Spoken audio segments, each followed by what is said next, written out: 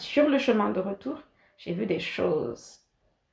Cette artiste témoigne des agressions sexuelles dont elle a été témoin et victime à la fois sur la transversale numéro 5. Vous avez des enfants de quelque chose de moins de 17 ans qui se permettent, toi, femme, si tu n'es pas en pantalon, ils te remontent ta jupe ou ton pagne, ils te foutent la main dans les parties intimes. Queenef revenait avec son manager d'un concert annulé à Amdalaï. À moto, elle a subi une palpation. L'un d'entre eux a essayé, parce qu'on était dans un bouchon, mon manager et moi, inconsciemment, je lui ai balancé une injure. Une réaction qui aurait pu lui être fatale si son manager ne l'avait pas tiré d'affaire. Sa dénonciation a permis à certains de briser le silence sur ce phénomène.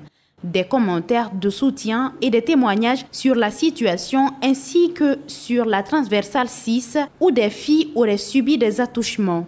La jeune artiste compte porter plainte contre X même si elle est perdue. Affectée par cette ignominie, cette web militante réagit. Dans ce genre de circonstances sont non seulement de dénoncer, ensuite de porter plainte par les procédés qui suivent.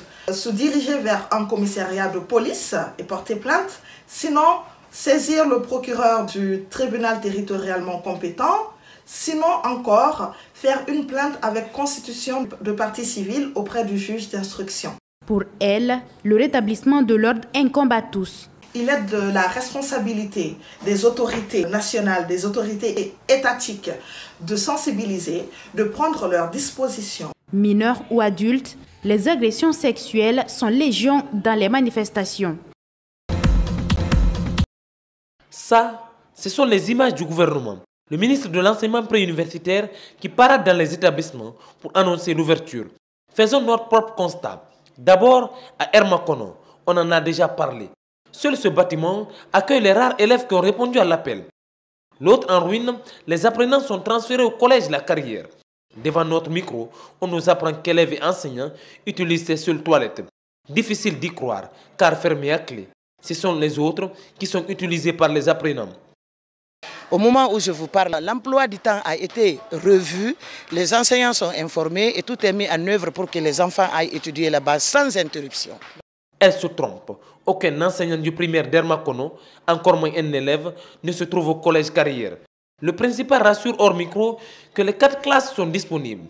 Une autre destination, Matam 2. Ici, ce sont les élèves venus constater impuissants l'état de l'école qui nous reçoivent.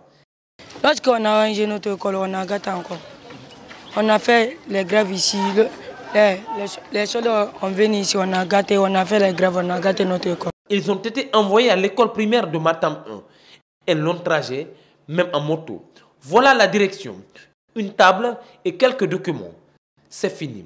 Il faut se débrouiller soi-même. Dans les salles, les tables bancs manquent. Des rangées, supprimées. Pour 12 groupes pédagogiques, 3 salles de classe. Les programmes impactés. La détermination décimée. Ça joue sur la formation et pour montrer que ça joue sur la formation aussi, l'effectif ne fait que baisser d'année en année. Et ce qui fait très mal dans toute cette histoire, c'est du fait que je rencontre certains de nos élèves dans la rue et qui ont abandonné l'école. 3 ans que le calvaire dure. L'école est passée de plus de 700 élèves à 276. Les plus nantis ont opté pour le privé, d'autres la rue. Ici, l'ouverture ne rime pas avec engouement, mais déception. On n'est pas content. Ici, c'est loin, mais à m'attendre là-bas, ce n'est pas loin. On peut quitter chez nous à 7 h et on aura là-bas à 7 h. Ces écoles ne sont que quelques-unes parmi tant d'autres. Plusieurs réalités sont cachées volontairement par des cadres.